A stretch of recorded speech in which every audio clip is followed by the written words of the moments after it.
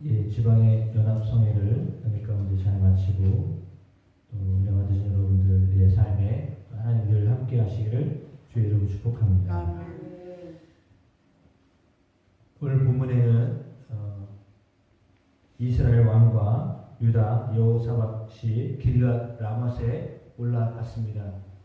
그리고 이제 아람 왕과 전쟁이 벌어지고 있음을 우리에게 소상히 밝히고 있습니다.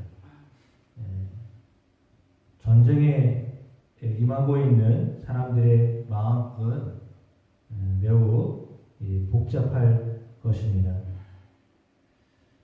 피할 수만 있으면 피하고 싶은 것이 전쟁일 것입니다.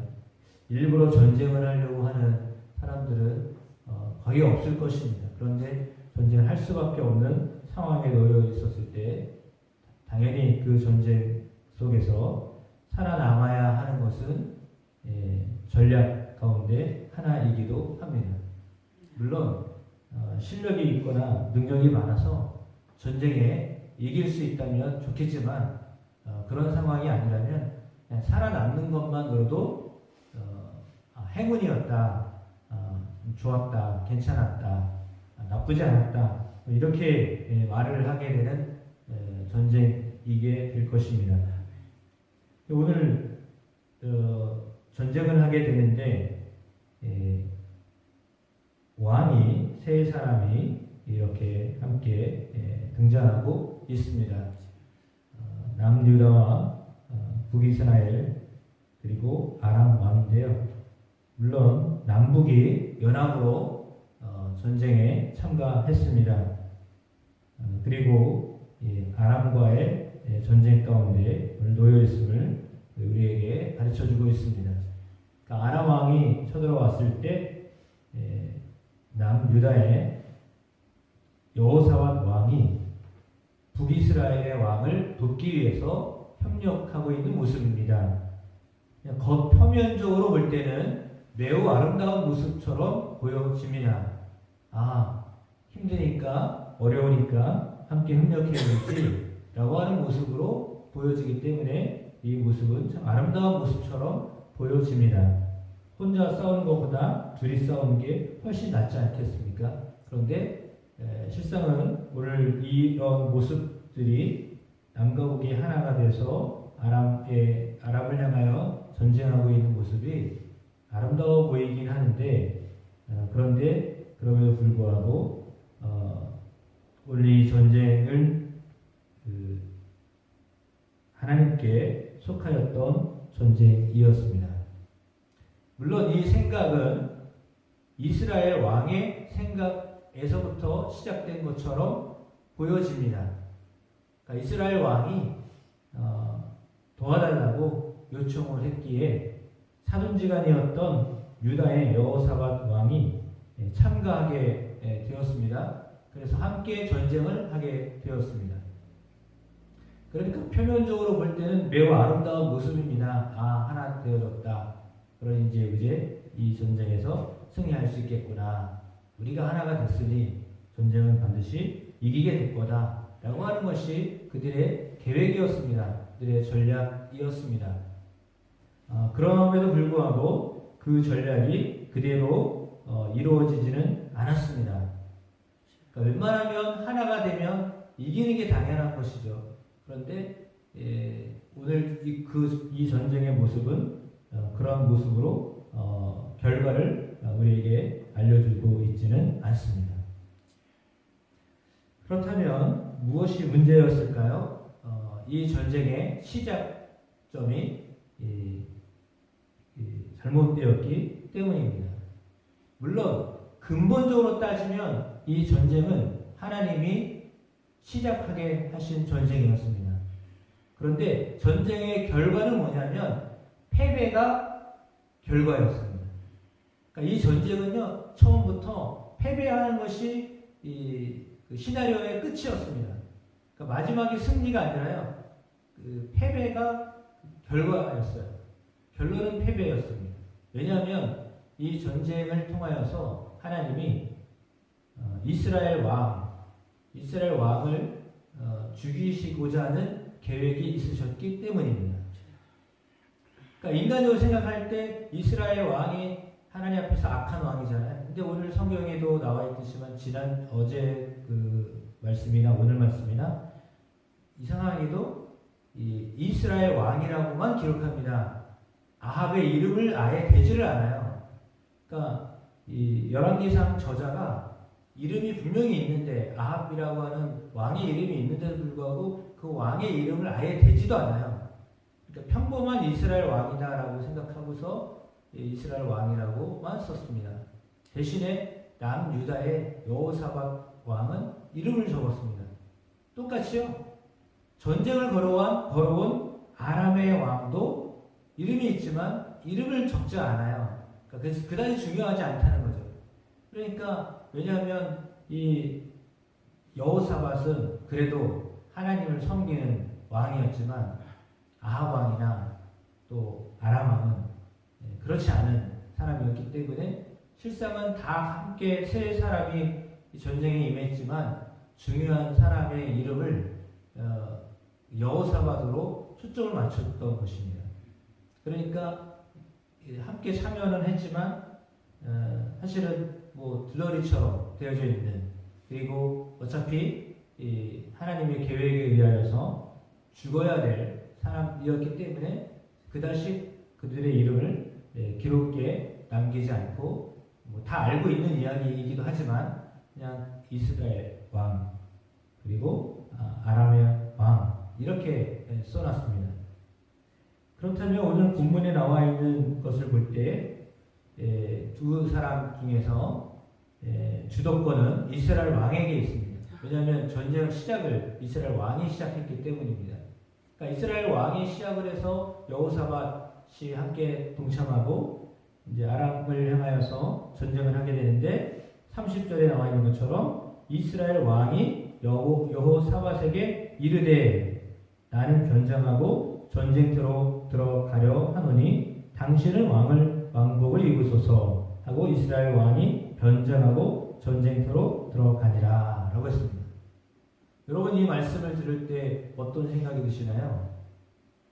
자기는 살아남으려고 왕복을 벗고 사준지간인 이 남유다 여호사밧 왕은 그냥 그대로 입으라고 하고, 그러면 전쟁에 나오면 누가 보아도 저 사람은 왕이구나, 저 사람은 아무것도 아니구나 이렇게 판별이 될 거 아니에요. 그러면 사실은 주도권은 자기가 쥐고 있으면서 지시를 할 때 나를 좀 도와달라고 했는데, 도와달라고 하면서 자기는 살아남으려고 왕복을 벗어서 다른 평상복을 입고 자기 사도는 죽어도 상관없으니 당신이 왕으로 하고 전쟁에 임하십시오. 나는 그냥 좀 살아야 되겠습니다.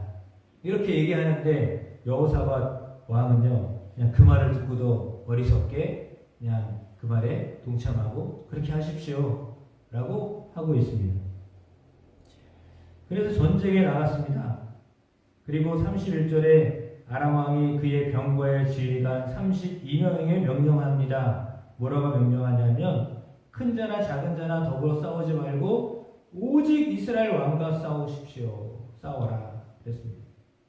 그러니까 우리 상대는 지금 다른 어떤 부하들이 아니고 군인들이 아니고 그 이스라엘 왕만 죽이면 되니 너희는 그 왕을 향하여서 전쟁해라.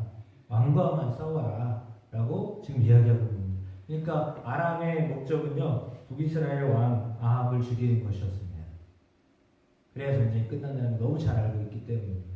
그런데 그들이 볼 때 왕복을 입고 있는 사람이 여호사밧 한 사람뿐이었으니까 그들은 집중해서 여호사밧에게 이제 모든 전략을 집중시켰죠. 그런데 오늘 그렇게 했더니 여호사밧이 소리를 질렀습니다. 나는 아니다. 이제 그러면 이제 혼미해지는 상황이 되잖아요. 분명히 왕이 두 명이 나왔는데 한 사람이 그 왕이더라. 사실 생각을 해보세요. 내가 왕이다라고 하고서 자기를 따르게 했으니까 당연히 북이스라엘 왕이 왕복을 입고 있을 거라고 생각했을 거 아니에요. 주도권을 가지고 있는 사람이니까 나를 따르라 하고 했을 건데 지금 완전히 속인 거잖아요. 그래서 인간적인 생각으로는 자기를 노출시키지 않고 살아남으려고 했었던 전쟁이었습니다. 그러니까 이 전쟁의 그 북이스라엘의 왕의 어떤 목적은 뭐냐면 살아남는 게 목적이었습니다. 근데 너무 이상하죠? 하나님은 이 전쟁을 통해서 죽이시려고 하는 계획을 가지고 계셨고 이스라엘 왕은 이 전쟁을 통해서 살아남으려고 하는 계획으로 전쟁에 임한 거예요. 전혀 다르잖아요. 그런데 너무 놀랍게도 누구의 계획이 어떤 분의 계획이 이루어지겠어요? 사람의 생각의 계획이겠어요? 아니면 하나님의 계획이셨겠어요? 왜냐하면 매번 말씀드리지만 악을 하나님이 미워하시기 때문에요.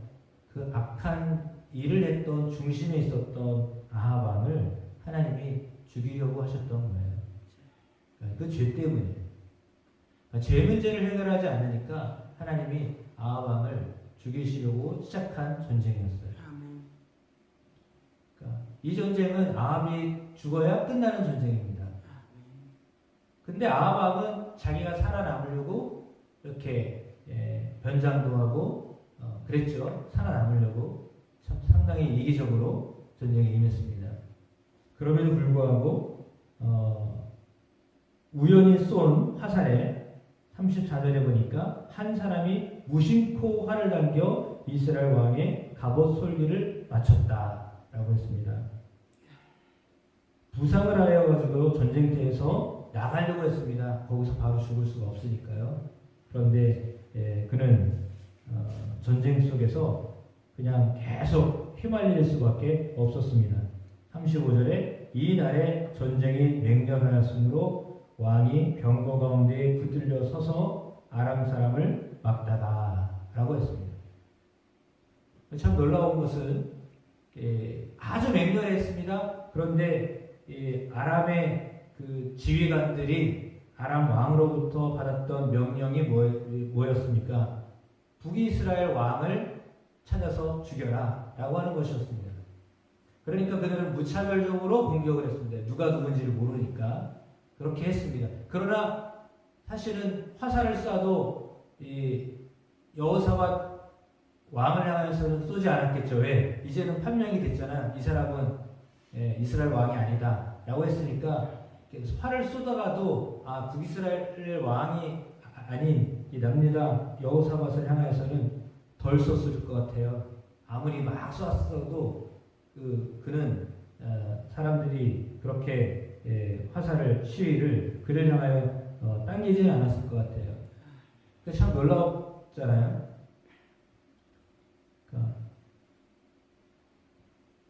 그러니까 원래 살아남아야 할 사람은 살아남게 돼 있고요. 죽어야 될 사람은 뭐 어떻게 살아남으려고 해도요 죽을 수밖에 없는 그런 것이었다라고 하는 것을 알려주고 있습니다. 그러나 무엇보다도 인간의 계획이 아무리 치밀하고 잘 준비되어져 있는 것 같아도 하나님의 계획을 앞설 수는 없다라고 하는 것입니다. 그러니까 하나님의 계획이 더 확실한 것입니다. 그런데 하나님의 계획은 사실은 이 전쟁을 통하여서 아합이 죽는 것이었기 때문에 결말은 그렇게 되어집니다. 그래서 오늘 38절에 여호와께서 하신 말씀과 같이 되었더라 라고 했습니다. 그것은 이스라엘 왕이 죽는 것이었습니다. 실상 사람들은 살기 위하여 삽니다. 누구나 다 죽기 위해 사는 사람은 없을 것입니다. 살기 위하여 삽니다. 인간적인 여러 방법을 통하여서 살기를 갈구하며 살아가고 있습니다. 누구나 할 것 없이 다 그렇게 살아남으려고 할 것입니다. 그런데 살아남으려고 하는 목적이 무엇인가가 사실은 중요합니다. 왜 살아려고 할 것인가? 왜 살려고 하는 것인가? 라고 하는 것이 중요합니다. 이스라엘 왕을 향하여 하나님이 여러 번 기회를 주셨습니다. 회개할 수 있는 기회를 여러 번 주셨습니다. 그런데 그 여러 번 있었던 그 회개의 시간들을 그는 그냥 허비했습니다. 이번에도 사실은 마지막까지 화살을 맞았지만 바로 죽지 않았잖아요. 그래서 이때에도 사실은 하나님이 회개할 수 있는 기회를 주셨던 겁니다. 죽음 직전에는 회개할 수 있는 기회를 하나님 주셨던 겁니다. 그런데 그 기회를 그냥 자기가 살아남으려고 맹렬하게 있었던 전쟁 속에 살아남으려고만 하였지 돌이키지 않았던 이스라엘의 왕을 보게 됩니다. 그러니까 우리는 철저하게 하나님 앞에 회개해야 합니다. 악한 것은 그냥 그 모양이라도 버려라 라고 말씀하셨듯이 우리가 경건의 모양으로만 있지 않냐고 경건의 능력으로 살아갈 수 있는 저나 여러분 되기를 축복합니다. 사람의 계획 그것보다 앞서서 이루어 가시는 하나님의 계획, 물론 그 하나님의 계획은 사는 겁니다. 살리는 것이 하나님의 계획입니다. 구원하고자 하시는 것이 하나님의 계획입니다. 그렇지 않으면 예수 그리스도를 우리에게 보내주시지 않으셨을 것입니다. 그리스도를 우리에게 보내주시는 이유는 모든 사람들이 예수 그리스도의 십자가와 보혈을 통하여 구원 얻기를 원하셨기 때문입니다. 그러니까 한 사람도 멸망당하지 않는 것, 내게 주어져 있는 내 백성들을 한 영혼도 놓치지 아니하는 것, 그것이 예수님의 뜻이었고 하나님의 뜻이었습니다. 그러니까 하나님의 백성은 하나님이 한 영혼도 잃어버리지 않는 것, 그것이 하나님의 뜻입니다. 그렇다면 누구나 다 하나님의 백성이 되는 것을 하나님이 기뻐하십니다.